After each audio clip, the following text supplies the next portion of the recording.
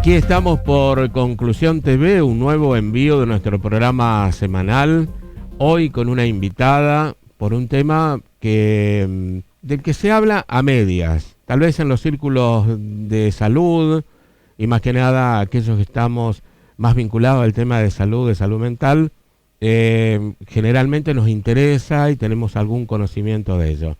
Vamos a hablar con la médica psiquiatra recibida en nuestra universidad, la doctora Marité Colovini, que también es doctora en psicología de nuestra universidad, practicante del psicoanálisis, como ella misma me indicó, directora de la maestría en psicopatología y salud mental de la UNR, ha sido docente durante casi 30 años, algunos más, y en medicina y en psicología. Y además en la actualidad es docente del posgrado de psicología, si no entiendo mal. ¿Cómo te va, Marité? Bienvenida, gracias por recibirnos.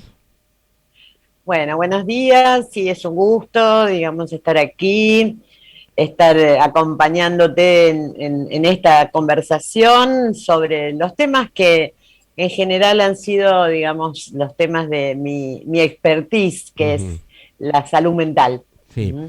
La salud mental de la población sería. ¿Cuánto incluye, cuán amplia es la idea de salud mental? Porque me parece que en el imaginario puede ocurrir que salud mental está referida a personas que padecen en términos psiquiátricos de la salud mental. Pero es más amplio. A mí me gustaría que hagas un pequeño recorrido para entrar en el tema.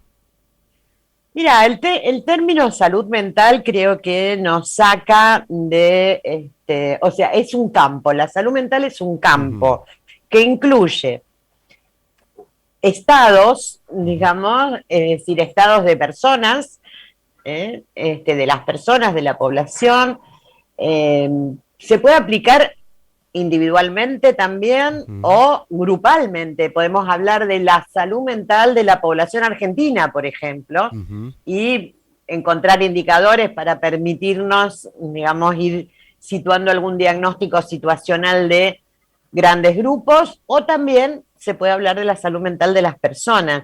Ahora, no es algo estático. Como campo incluye lo que correspondería, digamos, a las formas de existir y de vivir de las personas, los grupos, digamos, pero también incluye las prácticas que se realizan en ese campo, digamos, también incluye las instituciones que pertenecen a dicho campo, y también incluye las políticas públicas y la legislación que va dando un marco regulatorio al campo. Y para hablar de campo, yo estoy diciendo que no tiene límites precisos, pero sí, digamos, tiene pertinencia o no pertinencia. Si vos en este momento me preguntás por ¿la inflación es parte de la salud mental? Yo te diría no es parte, no puedo responder a esa pregunta desde el campo de la salud mental. Ahora, ¿la inflación influye sobre la salud mental de las poblaciones? Por supuesto que sí. Sí, seguro, claro. Digamos, ¿no? Entonces, hay respuestas que se pueden dar desde el campo porque son pertinentes y otras que no.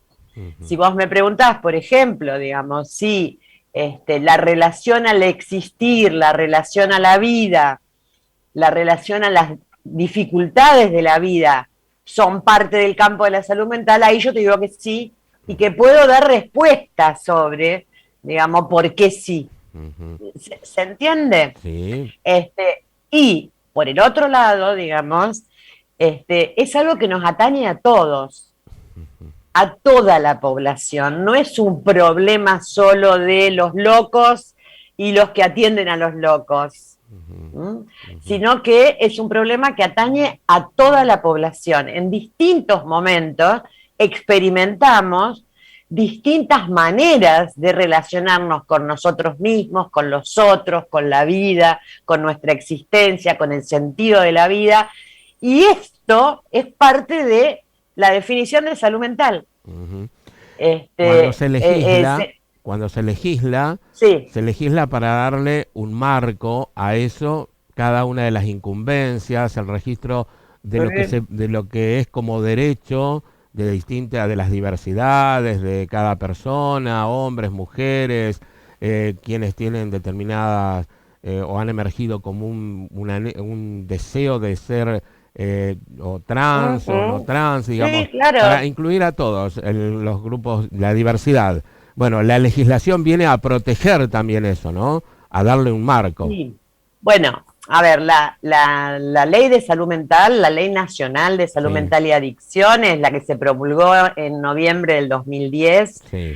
presenta un cambio de paradigma fundamental respecto a cómo se venía legislando y cómo se venía practicando y pensando Ujú, este campo, porque incluye, digamos, y toma como centro el paradigma de derechos humanos. ujú, En este sentido, podríamos decir que el campo de la salud mental nace después de la Segunda Guerra Mundial, cuando se advierte a partir del estudio sobre los campos de concentración, se advierte el modo en que hay instituciones que funcionan muy parecido a los campos de concentración.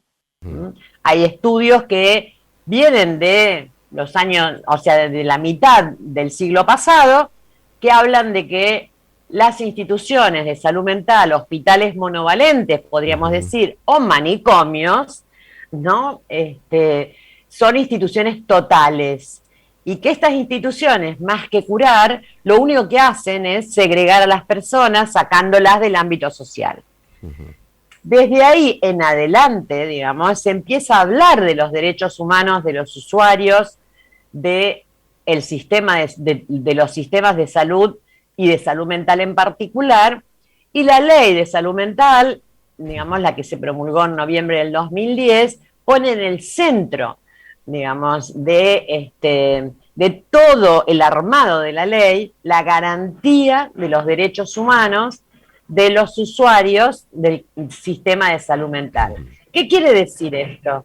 Esto quiere decir que, por ejemplo, digamos, antes de esa ley, los usuarios del campo de la salud mental, aquellos que estaban internados, por ejemplo, en un hospital monovalente, no tenían derechos civiles, no podían votar, no podían administrar sus bienes, no podían dar consentimiento para que sus hijos se casaran o viajaran, etcétera, etcétera. Bueno, la Ley Nacional de Salud Mental lo que hace es garantizar que aquellos internados, digamos, en instituciones monovalentes, tengan el pleno derecho, digamos, el pleno goce de estos derechos. Esto, además, sitúa muy claramente que, por ejemplo, digamos, el paciente tiene voz. Es decir, se le puede creer a un paciente por más que esté cursando una psicosis o esté en un momento de locura. Se le debe creer, podríamos decir, ¿no? Se le debe creer. Esto me parece, digamos, que es un cambio de paradigma muy, muy importante, digamos. A la vez, entonces, digamos, lo que va haciendo es va pensando situaciones, prácticas y políticas que tomen en cuenta justamente garantizar los derechos de aquellos que son usuarios del sistema. Marité, ¿qué pasó desde la sanción de la ley a hoy? Bueno, desde la sanción, o sea, cuando una ley presenta un cambio de paradigmas tan grande, Ujú, necesitamos un tiempo, ujú, ¿no? Todo un tiempo para que esto se pueda instalar socialmente, para que esto se pueda aceptar socialmente, para que esto además, digamos, lo pueden aceptar hasta aquellos que son los protegidos por la ley, que serían los usuarios del sistema de salud mental. ¿Mm? Este, Como diría Foucault, la ley no es un estado de paz, sino es un momento en el cual hay que acompañarlo con una lucha permanente. Entonces, desde aquel momento, esto evidentemente, o sea, la sanción de esa ley fue un hito muy importante en el campo de la salud mental. en la Argentina, pero también a nivel internacional. Hay muchos países de Latinoamérica que están consultando acerca de nuestra ley de salud mental. Hay países europeos, digamos, que trabajan en relación con el sistema de salud mental de la Argentina, precisamente por este cambio de paradigma en la ley, digamos, y lo que todavía se necesita, digamos, es un convencimiento, un empoderamiento de practicantes y usuarios, y a la vez, digamos, una transformación radical de las instituciones que responden al sistema de salud mental, cosa que no es fácil. Marité, sí. Bien la sanción de la ley, el recorrido de estos casi 12 años, ¿no? Una ley se legisla, se promulga, generalmente tiene presupuesto, a veces sí, acotado, no el que anhelamos.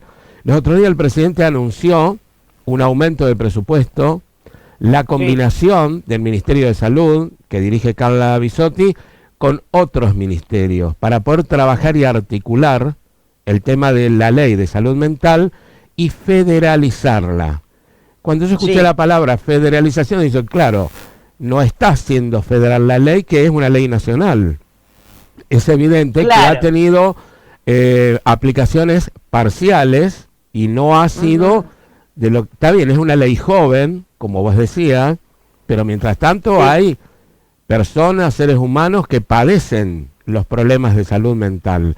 ¿El anuncio fue sí, pertinente?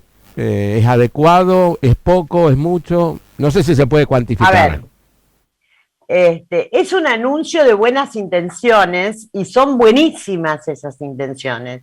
El tema es, bueno, esperar cómo se implementan.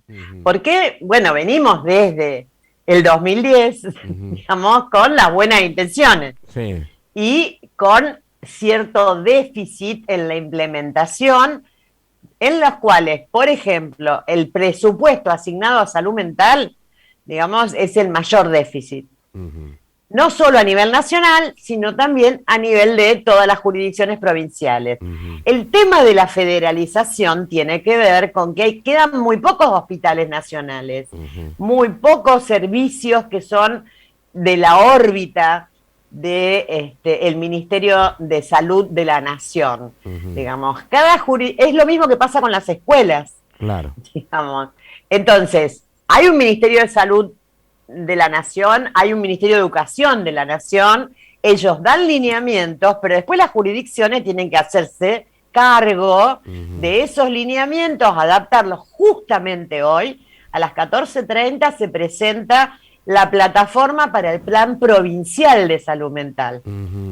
Justamente hoy a las 14:30, en un ratito nada más, en donde van a intervenir la Dirección de Salud Mental de la provincia, claramente, y después invitados de Trieste, por ejemplo, que ha sido un pionero en las políticas de desmanicomialización, digamos, una ciudad pionera en ese sentido, digamos, y también brasileros que también han tenido, digamos, un trabajo muy importante respecto a las reformas del sistema de salud mental. Pero justamente hoy se presenta la plataforma para el Plan Provincial de Salud Mental, de la cual ya hemos ido recibiendo borradores, lineamientos generales, porque se espera desde la Dirección Provincial de Salud Mental que el plan provincial esté en concordancia con lo que el presidente Fernández, digamos, anunció hace muy poquito, creo que fue el 25 de abril, sí, digamos, esté en concordancia, pero también, digamos, se espera, digamos, que se pueda construir este plan desde abajo hacia arriba, que no sea algo en la provincia, digo, que no sea algo pensado en escritorios, sino que sea algo pensado desde el mismo terreno, desde el territorio, y que eso se vaya plasmando en una construcción que una vez que se termine es porque ya la gente está empoderada para hacerlo. Los practicantes y los usuarios, ¿no? Claro, digo muchas veces en el programa de radio de la semana que hay muchos anuncios. Esos anuncios en los diarios, en la TV, demás. Pero en la práctica demoran, hay como todo un recorrido burocrático y hay un aquí y ahora, ¿no? De necesidades, demandas, sufrimientos, padeceres, porque estamos hablando de salud. Sí, venimos avanzando desde el 2010 a la actualidad. Por ejemplo, digamos, hay grandes movimientos en los hospitales monovalentes, esos que podemos llamar, si son monovalentes, digamos, hospitales de internación psiquiátrica, podríamos llamar de lógica manicomial. Hay grandes movimientos de reforma en la provincia de Buenos Aires, principalmente, pero ha habido, por ejemplo, en Río Negro, esto fue en los años 90, digamos, Río Negro desmanicomializó, se cerró el único hospital psiquiátrico que tenía y armó un sistema de atención integral muy interesante.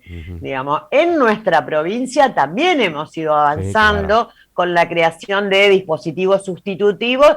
Lo que pasa es que para poder reemplazar los manicomios, es decir, los hospitales monovalentes, hay que crear redes de sostén en otro lado, digamos, porque si no, bueno, que no es cerrar los manicomios. Exactamente. Mira, se avanzó también en algo que me parece sumamente importante, que fue en el 2019, se hizo un censo nacional de salud mental, en la cual tuvimos datos, hasta ese momento nunca habíamos tenido números. Entonces, tuvimos datos como, por ejemplo, que en el 2019 había 12.000 personas internadas en todo el territorio nacional por motivos de salud mental. De esas 12.000 personas, el 60% no había dado su consentimiento para la internación. Cosa que, por ejemplo, en la nueva ley de salud mental, la ley que ya tenemos hace 10 años, es importantísimo que exista el consentimiento informado de los pacientes a la internación, y si no están en condiciones, entonces un equipo interdisciplinario se comunica con un juez y el juez es el que monitorea, digamos, cuánto tiempo alguien puede estar internado sin consentirlo. No es cierto que la ley prohíbe las internaciones. No, que las regula. La ley las regula, digamos. Sabemos los excesos que se han hecho, digamos, y se siguen haciendo en algunos casos respecto a internaciones por otras razones, por otros motivos. Durante el proceso, por ejemplo, digamos, se usaron los hospitales psiquiátricos para encarcelar gente, digamos. Bajo otra figura. Bajo otra figura, claro. Pero esto pasó mundialmente, o sea, claro, esto ya ha pasado en otros países también, digamos. En ese sentido, digamos, es sumamente importante el hecho de que alguien consienta. Y si no consiente, digamos, que haya un equipo interdisciplinario que haga una evaluación de la situación y diga por qué no está en condiciones de consentir, y un juez esté al tanto y pide informes periódicamente hasta que alguien esté en condiciones o de externarse o de consentir. Otro punto importante que me parece de la Ley Nacional de Salud Mental y que se va implementando paso a paso es, por ejemplo, digamos, salir de la idea de que todo se resuelve en un hospital psiquiátrico, los problemas de salud mental, y pasar a pensar que es posible hacer internaciones breves de personas que requieren internarse, porque también es cierto que hay veces, digamos, que la estrategia de tratamiento, digamos, incluye la internación de alguien. Hay veces que es imperioso, es urgente, es necesario. Entonces, internar en hospitales generales, digamos, porque bueno, un paciente de salud mental es un paciente. Digamos, sí, requiere que lo atiendan, que lo exactamente, contengan, que lo cuiden, que lo contengan. Las condiciones son distintas, y sí, las condiciones son distintas, pero las condiciones de un paciente cardiológico que requiere internación no son las mismas que la de una mujer que va a parir y está internada 1 o 2 días después de parir, por ejemplo. Sí. Y no son las mismas de una cirugía de alta complejidad o no son las mismas que terapia intensiva. Digamos, entonces, ante esa diversidad, ¿por qué no aceptar esta diversidad en los hospitales generales? ¿Por qué la resistencia? Bueno, la resistencia es porque al loco siempre se lo excluyó por diferente, digamos. Y es cierto que el loco es diferente de esa gran mayoría que constituimos los neuróticos, digamos, y los perversos que no se notan, hasta que hacen cosas que se notan, digamos. Pero el loco realmente es diferente, piensa de un modo diferente, habla de un modo diferente. Produce de un modo diferente. Exactamente. De hecho, digamos, hay grandes producciones que todavía nosotros seguimos, digamos, admirando cuando son obras de arte o estudiando cuando son producciones científicas, como las de Cantor, por ejemplo, en donde podemos decir que esas personas estaban psicóticas, digamos, y que han hecho grandes contribuciones a la humanidad, ¿no? Pero nos presenta eso, la diferencia. En ese sentido es parecido a lo que pasa con lo femenino. Es decir, lo femenino a noticia de que no hay una sola forma de vivir, de ser, de gozar, de desear, como no hay una sola forma de cuerpo tampoco, ¿no? Entonces, ¿por qué es horroroso, da miedo, se considera peligroso a las mujeres? Porque son otra cosa. Otra cosa que el hombre, nada más. No, claro, nada más ni nada menos. Ni nada menos. Con los locos aparece la misma cuestión, ¿no? Y está muy arraigado esta asociación que se ha hecho. Y te hago la asociación con la de las mujeres porque también se dice que las mujeres son locas. Sí, las brujas. Las brujas. Bueno, está muy arraigado esta asociación entre locura, peligrosidad. Fíjate que, por ejemplo, todos los días hay robos, hay homicidios, todos los días. Ahora, cuando encuentran que tenían un antecedente de atención psiquiátrica, esa persona es un escándalo nacional y lo único que hacen los periodistas es atacar la ley de salud mental que nos permite excluir a esa gente, tenerlos encerrados y lejos, ¿no? Claro. En Rosario, por ejemplo, cuando se funda el hospital psiquiátrico, se funda en las afueras de la ciudad, el centro regional Agudo Ávila, el que está al lado de la Facultad de Medicina. Pero eso eran las afueras de la ciudad, por ejemplo, ¿no? Hoy está integrado por el crecimiento de Rosario. Bueno, exactamente. Bueno, en algún momento los locos eran encadenados, ¿no? Hasta Filipinel. Sí, bueno, hasta Filipinel. Pero también la clase alta tenía en sus grandes mansiones el cuartito para el loco. Donde tenían encerrado al diferente de la familia. Al que podía ser el heredero también. También, claro, sin lugar a dudas. Ponerlo en ese lugar del que no estaba hábil ni apto para conducir los destinos de la familia o la empresa. Exacto. Te decía que otra de los cambios importantísimos de la ley de salud mental es sacar a la psiquiatría del lugar hegemónico de las disciplinas que componen el campo de la salud mental. Y entonces todo el tiempo se habla de equipo interdisciplinario. ¿Y esto por qué? Porque los problemas de salud mental tienen un grado de complejidad tal que no se pueden abordar por una sola disciplina. Y entonces necesitamos al trabajador social, necesitamos al psicólogo, necesitamos al médico, psiquiatra y a los médicos no psiquiatras también a veces. Necesitamos a los abogados a veces, a los comunicadores sociales, por ejemplo. Otra de las cosas que se planteó en los otros días, digamos, en los anuncios que hizo el presidente es, por ejemplo, digamos, poder tener una relación, digamos, de capacitación para la administración. Las maestrías o diplomaturas, no recuerdo bien. No, lo que crea es la especialidad en salud mental comunitaria. ¿Por qué comunitaria? Porque precisamente la ley de salud mental lo que plantea es que la mejor manera de tratar a la gente es tratarla en su ámbito, en su territorio, con las redes con las que está habitualmente, digamos, relacionado, ¿no? Entonces, salud mental comunitaria implica salirse del modelo hospitalocéntrico y salir al territorio y trabajar en el territorio.